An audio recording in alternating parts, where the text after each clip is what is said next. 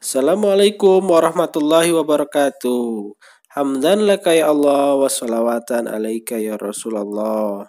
Apa kabar semuanya? Jumpa lagi dalam pembelajaran pendidikan agama Islam. Masih bersama Pak Sulman Afandi.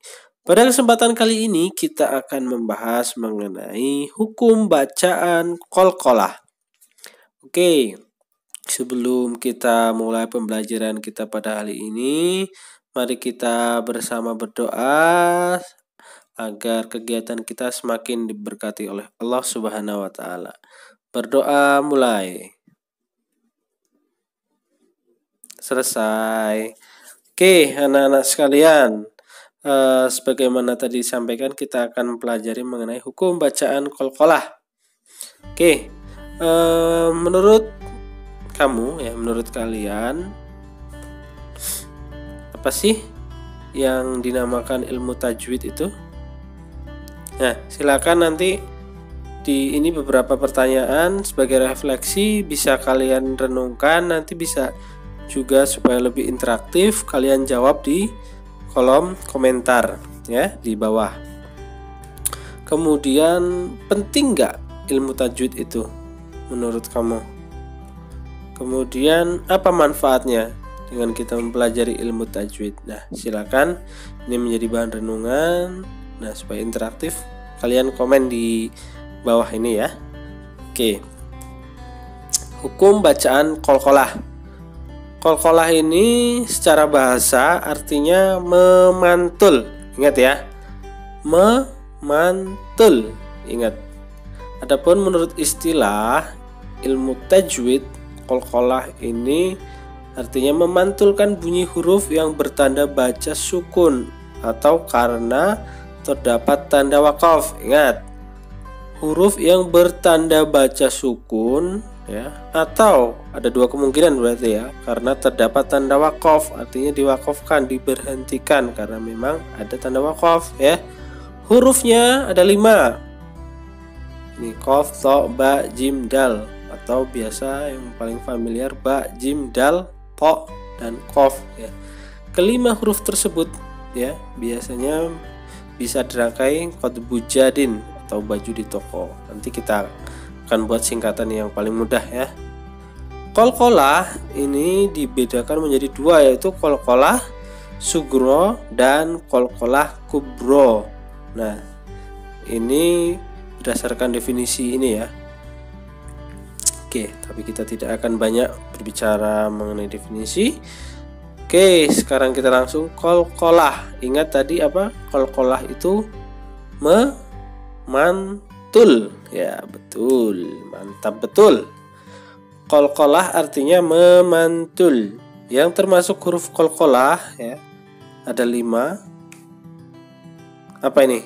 Ba, jim, dal, po, dan qaf. Ingat, ba, jim ya, dal, po, dan qaf. Sekali lagi, ba, jim, dal, po, qaf. Nah, untuk supaya lebih mudah kita menghafalnya, kita pakai singkatan. Tadi kan ba, jim, dal, toko, maka yang mudah aja baju di toko ya, mudah kan? Nah, apalagi yang hobi shopping. Baju di toko, ba, jim, dal, po, qaf. Nah, coba kita belajar pengucapannya ya. Tadi kan apa? Ba, jim, dal, toko.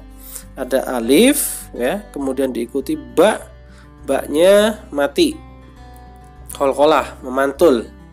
Jadi ab ya. Begitu juga ada ha, ba-nya dhammah jadi hob, aib, kab ya, memantul. Begitu juga contoh jim ya, aj, huj, aij, kaj. Sekarang yang dal, ad, hud, aid, kad. Kemudian begitu juga to ya, apa, hopa, ait, kato. Begitu juga dengan qaf, aq, Huk, iq, kak, ya gitu. Jadi mantul, mantap betul. Pembagian qalqalah ya, kita perjelas lagi. Yang pertama ada qalqalah sugro. Secara bahasa artinya qalqalah yang kecil, yaitu bunyi huruf qalqalah yang matinya asli. Jadi memang hurufnya sudah mati. Biasanya huruf qalqalah sugro ini posisinya ada di tengah. Maksudnya di tengah itu berarti hurufnya bukan di paling awal atau bukan juga di paling akhir, dan posisinya memang sudah mati ya, sudah sukun. Jadi ya singkatnya, ketika bertemu salah satu dari 5 huruf qalqalah tadi dalam bacaan Al-Quran, posisinya dia waqaf ya, posisinya adalah ya hurufnya huruf mati, huruf sukun, maka sudah pasti itu huruf qalqalah ya sugro. Kemudian yang kedua ada qalqalah kubro. Secara bahasa artinya besar, qalqalah yang besar, yaitu bunyi huruf qalqalah yang matinya karena diwaqafkan ya. Jadi ketika menemukan salah satu huruf qalqalah di bacaan Al-Quran, dia posisinya ada di huruf terakhir. Ingat, di huruf terakhir ya. Ketika ada waqaf atau tanda berhenti, dan itu merupakan salah satu dari 5 huruf qalqalah, maka sudah pasti dihukumi qalqalah kubro. Ciri-cirinya huruf qalqalah ada di akhir ya. Tidak harus, bedanya dengan qalqalah sugro. Kalau qalqalah kubro hurufnya tidak harus mati ya, bisa saja ada harokatnya, bisa saja fathah, doma atau kasroh, tapi posisinya karena di tempat waqaf, tempat berhenti, maka ya dihukumi qalqalah, tetap dipantulkan. Contoh nih kubro dan sugro ya. Contoh yang sugro, alam naj'alil arda mihada ya. Lihat yang tanda merah, naj'al. Nah, ada huruf jim, jimnya mati ya tandanya ini. Maka posisinya di tengah ya. Bacanya dipantulkan.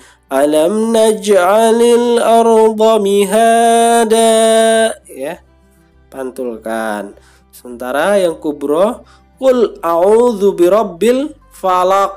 Nah, lihat aslinya sebenarnya ada huruf qaf. Ini harokatnya kasroh. Sebenarnya aslinya ada harokatnya, tapi karena posisinya ada di tempat berhenti ya atau waqaf, maka harokatnya hilang ya, harokatnya seperti tidak ada. Kemudian karena ini huruf qaf, salah satu dari huruf qalqalah, maka bacanya dipantulkan ya, a'udzu birabbil falaq. Begitu juga contoh yang lain ya, sugro, wa khalaqnakum azwaja ya, wa khalaqnakum azwaja, ada huruf qaf mati ya, dipantulkan.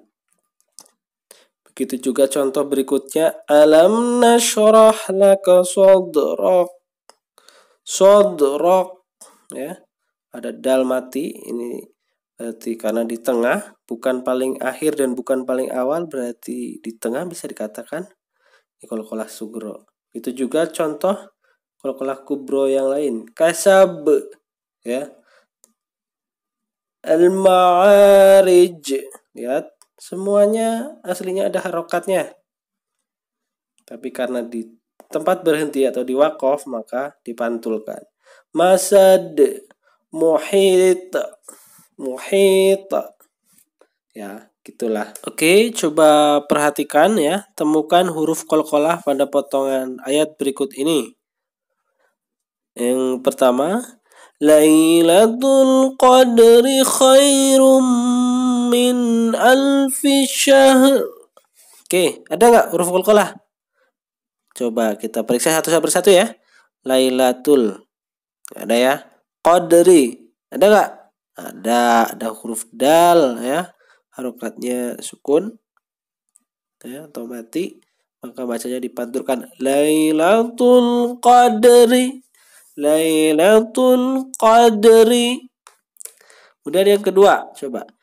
Iqra bismi rabbikal ladzi khalaq. Oke ya, ada nggak? Ada pastinya ya. Coba Iqra, ada nggak? Ada huruf qaf ya. Mati, sukun ya, dan qaf merupakan salah satu dari huruf qalqalah, maka bacanya dipantulkan.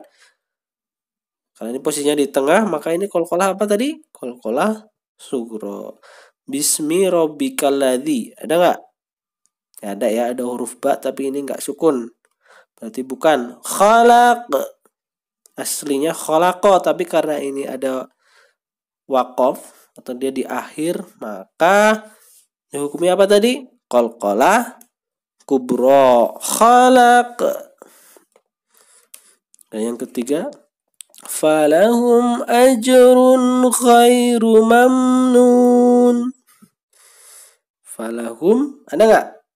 Ada. Ajrun, ada. Iya, ada dong. Huruf jim ya, harokatnya mati atau sukun. Nah, ini dia tugas untuk kalian ya. Ini silakan nanti dikerjakan di rumah, kemudian diupload ya. Diupload, nanti Bapak kasih linknya deh. Jadi ini adalah potongan surat Al-Mulk ya, nanti dibaca ya. Kemudian tugas kalian adalah mencari hukum bacaan qalqalah. Jadi video ini nanti di screenshot aja ya, di screenshot, kemudian kalian edit di handphone atau di laptop atau di komputer masing-masing, kemudian kasih highlight. Misal taruhlah tabarok, misalkan di sini ada huruf qalqalah, maka kasih lingkaran dengan merah seperti ini ya. Ya. Atau di sini misalkan ada qalqalah, kasih lingkaran ya, kasih highlight, kemudian ya merah aja ya highlightnya. Nah, nanti yang sudah dikasih highlight di save, dikirim, diupload, nanti Bapak kasih linknya, ada di grup ya, nanti Bapak kasih di grup. Oke ya, cukup jelas. Pokoknya dilingkari, ada berapa huruf qalqalahnya kalian lingkari, misalkan di sini ada, di sini ada, atau di sini ada ya, kasih lingkaran. Itu ya, cukup jelas ya.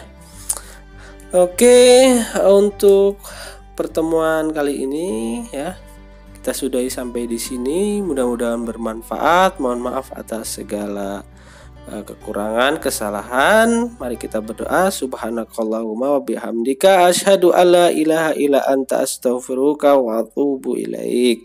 Jumpa lagi pada pertemuan berikutnya ya. Oh ya, jangan lupa sebentar lagi kita akan mengikuti penilaian tengah semester. Persiapkan kembali materinya ya, dibaca-baca lagi yang sudah kita pelajari supaya nanti lebih siap. Oke, Bapak akhiri. Assalamualaikum warahmatullahi wabarakatuh.